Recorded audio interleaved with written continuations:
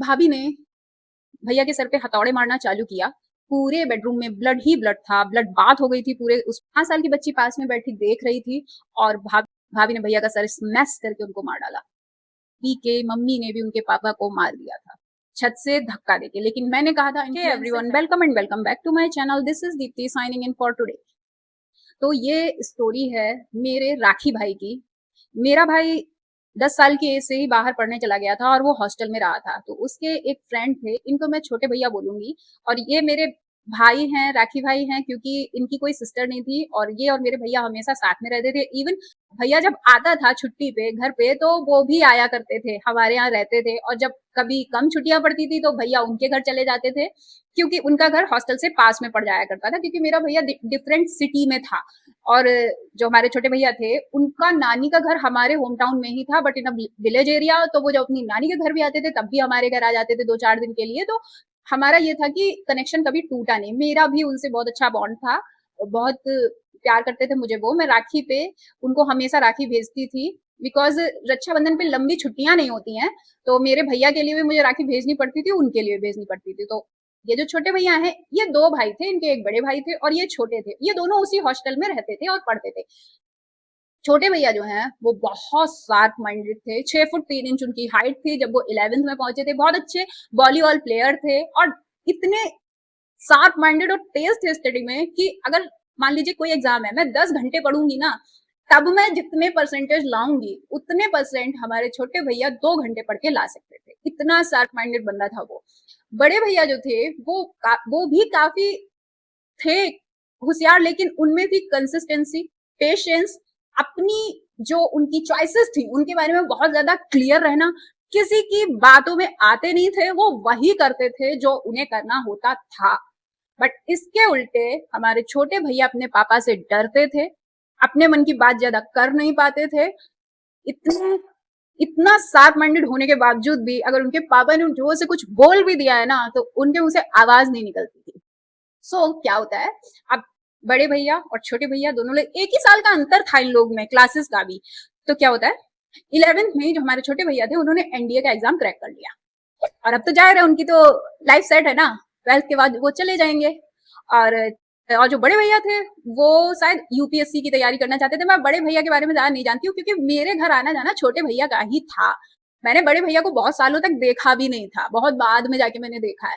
तो क्या होता है, बड़े भैया तैयारी कर रहे थे, इधर छोटे भैया अपनी एनडीए के लिए चले गए थे। तो क्या होता है कि अंकल के यहाँ आता है एक रिश्ता। और लोगों को बहुत ज्यादा होता है ना गांव वगैरह में कि छोटे लड़के की ऑलरेडी जॉब लगी है, बड़े लड़के ने भी जो है काफी अच्छे स्कूल से तैयारी की है, वो भी काफी स्टडियस है, और खेती है, मकान है, कोई बहन नहीं है, 2 ही भाई हैं, दोनों अपने वेल सेटल हैं। एक तो हो चुका है, दूसरा हो ही जाएगा, क्योंकि वो भी काफी तेज है, उसको छोटी मोटी जॉब चाहिए होती तो अभी तक तो उसकी लग गई होती, वो बड़े गोल के लिए ऑप्ट कर रहा है करके एक रिश्ता आया। लड़की अकेली थी, उसके भाई थे, उसके भी फादर नहीं थे, वो शायद अपनी नानी के घर में रहती थी। बट लड़की की जो मदर साइड की फैमिली थी वो थोड़े इन्फ्लुएंशियल लोग थे। शायद उसके जो है मामा वगैरह कोई डीएम था, कोई एसडीएम करके अच्छी पोस्ट पे थे वो लोग। और लड़की की एज जो थी ना वो बड़े भैया के अकॉर्डिंग थी। लेकिन तब लोग बहुत बात वाले हुआ करते थे ना, और बच्चों से क्यों पूछा जाएगा शादी के लिए। तो बड़े भैया के लिए रिश्ता आया था, अंकल ने काइंड ऑफ हाँ वगैरह कर दिया। अंकल को भी लगा होगा कि अच्छा खासा मिल रहा है पैसा और अच्छी जगह रिश्तेदारी हो जाएगी, इन्फ्लुएंशियल फैमिली है उनकी, तो वैसे भी मेरा छोटा लड़का भी अच्छी जगह है, बड़ा लड़का भी चले जाएगा, ऐसी रिश्तेदारी भी हो जाएगी। तो एक पावर गेम अंकल ने सोचा होगा। बट बड़े भैया किसी की बातों में नहीं आते थे, वो लड़ते झगड़ते नहीं थे, लेकिन करते भी वो वही थे जो उन्हें करना होता था। बड़े भैया ने साफ मना कर दिया। अंकल बहुत समझाए, बहुत कुछ बोला, लेकिन बड़े भैया कैसे भी नहीं माने। जब अंकल ने बताया कि वो नहीं मान रहा है तो लड़की के फैमिली वालों ने कहा कि अब तो हमारी बदनामी हो जाएगी, शादी तो तुम्हें करनी पड़ेगी, तुम्हारा छोटा लड़का भी अच्छी तरह सेटल है, उससे करो। जबकि छोटे भैया तब बहुत एज नहीं हो पाई थी, आई थिंक वो 20s में ही थे उस वक्त, हुए होंगे हार्डली 21 के हो गए होंगे। भाभी उनसे थोड़ी बड़ी भी थी। बट उधर से दबाव बनने लगा और अंकल को शादी करनी पड़ी। और छोटे भैया ने मना नहीं किया, उन्होंने कहा कि तुम्हें मेरी नाक रखनी पड़ेगी, तुम्हें मेरी इज्जत रखनी पड़ेगी। और जैसा मैंने कहा वो कितने भी शार्प थे, हर जगह एक तेज थे, लेकिन यही एक जगह थी जहां बोल नहीं पाते थे, वो अपने पापा के आगे बोल नहीं पाते थे। और शादी हो गई। शादी के बाद भी उनका कुछ ऐसा भाभी से जम ही नहीं रहा था, उनमें कंपेटिबिलिटी जीरो थी। भाभी उनसे काफी बड़ी थी, भाभी एक डिफरेंट माहौल से आई थी, भैया एक डिफरेंट माहौल से थे, ये एक आजाद परिंदा टाइप के बंदे, आज यहाँ घूमना है, कल वहां से वहां घूमना है, बहुत बड़े एक्सप्लोरर थे वो जब एनडीए से भी उधर छुट्टी पे भी आया करते थे तो उन्हें घर में बैठना नहीं पसंद होता था, वो कभी मेरे भाई के साथ, ये लोग बाइक से ये लोग गोवा हो निकल जाया करते थे भाई, ये लोग ऐसे लड़के थे। और वो थी वाइफ, उनको चाहिए था कि उनका पति रहे जैसे एक नॉर्मल फैमिली होती है, आज इस रिश्तेदार के घर जाएंगे, आज उस रिश्तेदार के घर जाएंगे, लेकिन वही धीरे धीरे जैसे जैसे भैया की थोड़ी थोड़ी एज बढ़ रही थी, वो इस शादी में रहने के इच्छुक थे ही नहीं, वो इंटरेस्ट ही नहीं लेते थे, वो थोड़ा बहुत डिवोर्स के लिए बोलने लग गए कि तुम चली जाओ यार, मैं तुम्हें पैसा दूंगा, मैं तुम्हें जिंदगी भर खर्चा दूंगा, बट तुम जो मेरे से चाह रही हो वो तो नहीं दे सकता। हालांकि भैया को ये हिम्मत पहले दिखानी थी, लेकिन हाँ फर्क पड़ता है, एज से भी फर्क पड़ता है यार। तो भाभी नहीं नहीं नहीं, अरे उनको जब शादी मना करने पे उनकी इज्जत जा रही थी तो डिवोर्स से क्या होगा, सोचिए आप, है ना। तो क्या होता है कि भाभी सोचती हैं कि इनको बेबी ट्रैप कर लो, क्यों, क्योंकि ससुराल वालों ने समझाया, स्पेशली उनकी मदर ने, कि बेबी ट्रैप कर लो, बच्चा पैदा कर लो, बच्चा पैदा कर लो, करके बच्चा हो गया, एक बेटी पैदा हुई, बेटी से बहुत प्यार था उसे, इवन वो सिंगापुर भी रहा था, जैसे अगर आपको पता हो तो अपने यहाँ से जो सोल्जर्स होते हैं आर्मी नेवी, इनको बाहर विदेशों में भी कुछ कुछ सालों के लिए भेजा जाता है, तो वो फॉरेन भी जाता था तो अपनी बेटी के लिए विदाउट प्राइस टैग चेक किए कपड़े खरीदता था, बहुत चाहता था अपनी लड़की को। और भाभी को तब दिखता था कि प्यार तो ये बंदा कर सकता है लेकिन ये मुझसे नहीं करता है प्यार, बस।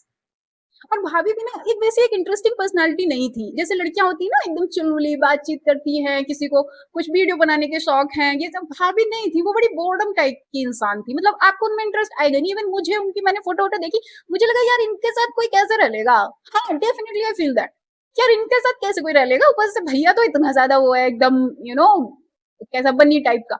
हाँ सो बच्ची हो गई, लेकिन अब वो भैया से नहीं बन पाती थी, वो इनको जो है छुट्टी में भी आता था तो समय नहीं देता था, कहीं इस दोस्त के साथ आज यहाँ निकल गया, कहीं उस दोस्त के साथ कहीं घूम रहा है, फोन करेंगे ज्यादा तो फोन बंद कर लेगा, अब वो अपने पापा का भी फोन नहीं उठा रहा है, क्या कर लोगे, अर्निंग हैंड है लड़का, क्या ही बोला जाएगा। और अब भैया की एक बेटी हो चुकी है, भैया बार बार डिवोर्स मांग रहे हैं, और बड़े भैया फॉरेन में सेटल हो चुके हैं, वहां उन्होंने शादी की है, फॉरेनर से नहीं की है, की इंडियन से ही है, बट उन्होंने अपनी मर्जी से ही शादी की है, और he is living a good life as he wants.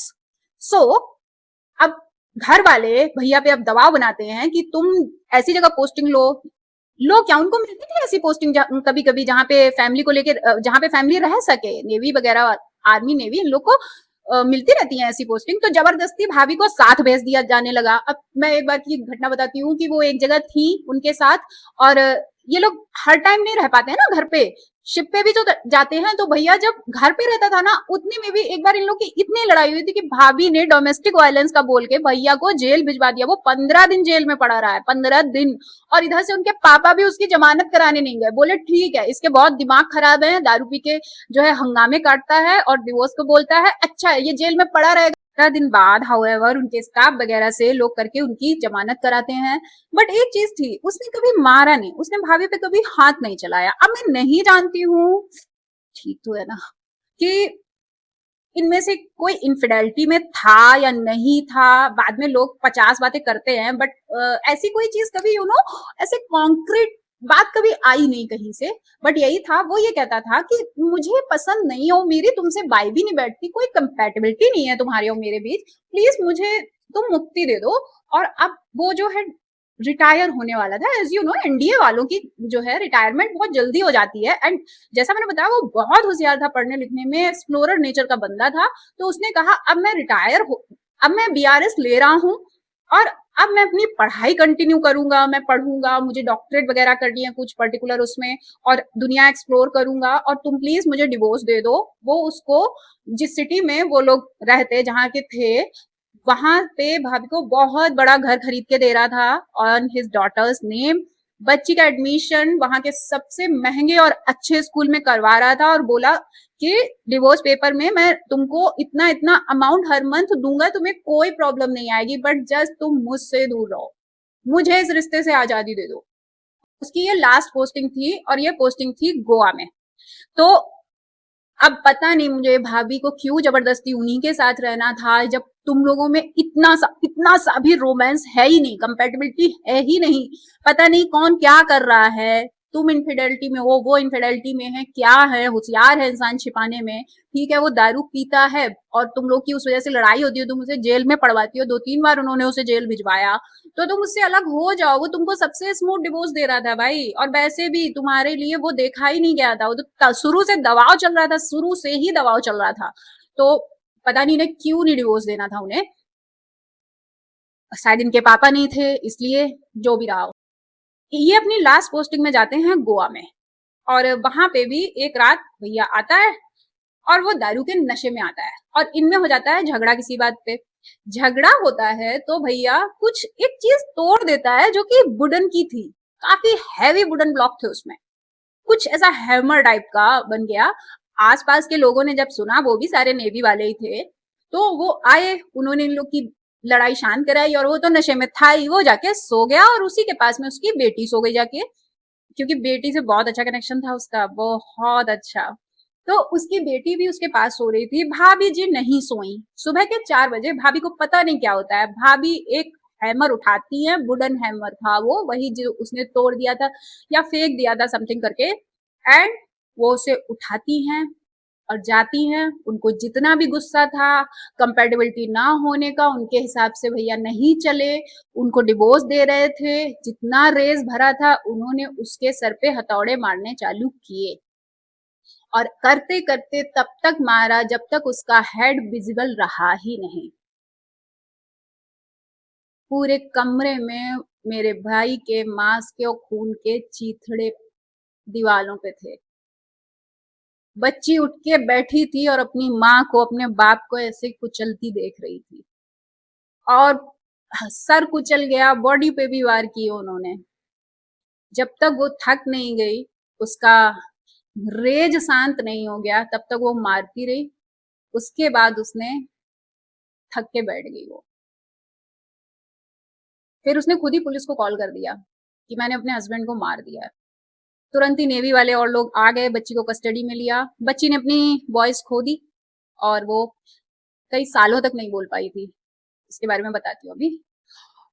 और फिर उसने अपने घर पे फोन किया होगा, पुलिस आई, पहले तो घर ही में रहे, पूरा क्राइम सीन सब देखा गया, कैसे मारा गया, क्या किया गया। पुलिस को कॉल करने के बाद उन्होंने अपने घर पे कॉल की होगी, तो मैंने बताया इनके घर में तो लोग थे, आईएएस आईपी जो भी डीएमएसपी जो भी रहे होंगे, उन लोगों ने समझा दिया कि कन्फेस नहीं करना है, नहीं बताना है कि तुमने मारा, बोल दो कि कोई बाहर से चोर आ गए थे, something something like that. Okay, क्योंकि वो होता है ना कि पुलिस की प्रेजेंस में जो हम स्टेटमेंट देते हैं वो कोर्ट में आप चेंज कर सकते हो, राइट। तो ऐसे करके जो भी है बोला गया था। लोगों ने ये भी लॉजिक दिए कि वो 6'3" का था, ये 5'1" की थी, ये कैसे उसे मार सकती है, क्यों नहीं मार सकती, सो रहा था, नशे में सो रहा था वो, उसको उस वक्त 5'1" क्या, उसे 4 फीट का भी बंदा अगर हथौड़े से मारने आएगा तो मार डालेगा। और ना तो वो रिटायर हो पाया, ना वो एक्सप्लोर कर पाया, ना वो अपनी पढ़ाई आगे कर पाया, और इस दुनिया से चला गया। ये होता है एक टॉक्सिक मैरिज में रहने की जिद। बच्ची के लिए रहना है, बच्ची के लिए रहना है, क्या दिखाया बच्ची को, मर्डर। अपने बाप को उसने अपनी माँ के हाथों कुचल के मरते देखा, उसके बाप का सर भी नहीं बचा था। 24 हथौड़े मारे थे उसने, 24 सर पे। क्या जिद थी, तलाक नहीं दूंगी, मार दूंगी, तलाक नहीं दूंगी। उसी के बाद दिस लेड टू मी कि इस मैरिज में नहीं रहना, क्योंकि ये पागल आदमी कुछ कर देगा। वहां पे श्योर था कि मैं नहीं, वो कुछ कर सकता है। मैं भी बोलती थी डिवोर्स के लिए, मैंने कहा नहीं भाई, मुझे मेरा बच्चा लेके खुशी से जिंदा रहना है, मुझे नहीं चाहिए ये सारे लफड़े। एंड मैंने ऐसे ही एक और स्टोरी है, someday I will explain it, उसमें भी मैंने देखा था कि एक बंदे की वाइफ ने उस पर चीट किया था, ओके, एंड उसने दिया सेकंड चांस। लोग यही कहते हैं एक चांस दे दो, एक चांस दे दो, उसने दिया। अब क्या होता है, एक चीटर कभी चेंज तो होता नहीं है, वो और ज्यादा इंटेलिजेंट हो जाता है, आप उसको पकड़ नहीं पाओगे। लेकिन क्या है कि इंसान को वो चीजें लगती हैं अंदर, वो भले ही कोई उसे प्रूफ ना मिले, बट वो फील करता है कि समथिंग इज हैपनिंग कर करके। 12 साल और उसके खराब हुए, 12 साल बाद वो उसे पकड़ पाया दोबारा, और 12 साल बाद भी उनमें हुआ डिवोर्स ही। बट अब तक बच्चे स्पॉइल हो चुके थे, जिंदगी के जो अच्छे दिन थे वो जा चुके थे, बुढ़ापा काइंड ऑफ आ चुका था, लेट 40s में पहुंच गए वो लोग। पहले ही हो लेते अलग तो तुम्हारे बच्चे कम से कम एक हार्मोनियस जिंदगी तो देख लेते, सेल्फ रिस्पेक्ट तो देखते कि हाँ मेरे माँ बाप भले ही साथ में नहीं रहे बट सेल्फ रिस्पेक्ट रखते हैं, धोखाधड़ी इनफिडेलिटी ये सब के शिकार तो ना बनते वो। बट कुछ नहीं होता है। फाइनली बड़े भैया ने अपनी मर्जी से जिंदगी जी थी, फॉरेन गए थे, सेटल हुए थे, अपनी ड्रीम लाइफ जी रहे थे, बट उनको भी वापस इंडिया आना पड़ा। जिस घर को भैया खरीद के उनको देने वाला था कि तुम तलाक के बाद इसमें रहना, इसको रेंट पे उठाना, बच्ची के साथ अच्छे से रहना, आज उसी घर में बड़े भैया, उनकी वाइफ, उनकी दो बेटियां, जो हमारे छोटे भैया की बेटी है वो भी बड़े भैया ने अडॉप्ट की है, वो उनके साथ ही रहती है, और उनके मदर फादर सब अब वहीं रहते हैं। लाइफ अब कभी नॉर्मल हो नहीं पाएगी। जिस माँ बाप का बच्चा ऐसे मारा गया हो, जिस बेटी का बाप उसकी माँ के हाथों ऐसे मारा गया हो, जिस भाई, क्या ही होता है यार, कुछ नहीं। भाभी जेल में, और बाद में ये भी पता चला, मैंने बताया भाभी के पापा नहीं थे, तो काइंड ऑफ भाभी के मम्मी ने भी उनके पापा को मार दिया था छत से धक्का देके। लेकिन मैंने कहा था इन्फ्लुएंशियल फैमिली थी, उन्होंने अपनी बहन को जेल जाने ही नहीं दिया, उसको एक एक्सीडेंट बता दिया था। तो यही होता है। उनकी मदर को भी अलग होने से बेटर मर्डर लगा था, और उन्होंने अपनी इज्जत बचा ली कि मेरे पति ने मुझे छोड़ा नहीं, मैं तो विधवा हो गई थी। तो जेल वो नहीं गई, तो आज बेटी जेल में बैठी हुई है, जिंदगी वो अभी भी जेल में ही है, और हमेशा जेल में ही रहेगी। So this is for today. बहुत हैवी था आज का, बट कुल मिला के मैंने मैं कुएं में नहीं रही हूँ। जिंदगी एक सर्टन लाइफ मैंने कुएं में बिताई है ना, लेकिन मैं अब नहीं हूँ कुएं की मेंढक। मैं बाहर निकली हूँ, बहुत रिलेशनशिप देखे हैं मैंने, बहुत लोग देखे हैं, बहुत सी चीजें होती देखी हैं, और तब मुझे यही एक चीज लगती है कि कभी भी यहाँ पे रिलेशनशिप में कंपेटिबिलिटी नहीं है। आपका पार्टनर झूठ बोलता है, उसने आपको धोखा दिया है, दैट्स इट। ये उसी दिन एंड होना चाहिए रिश्ते का। इसके बच्चों के पीछे छुपना या फाइनेंशियल रीजंस के पीछे छुपना नहीं। आप अपने रास्ते चुनिए दूसरे, और अलग होइए। वरना जिंदगी जीने के लिए होती है, धोखे खाने और नरक मचाने के लिए नहीं होती है जिंदगी। That is it for today. अपना ख्याल रखिए, फरी बच्चों से प्यार करिए, अच्छे इंसान बनिए। Bye bye, take care.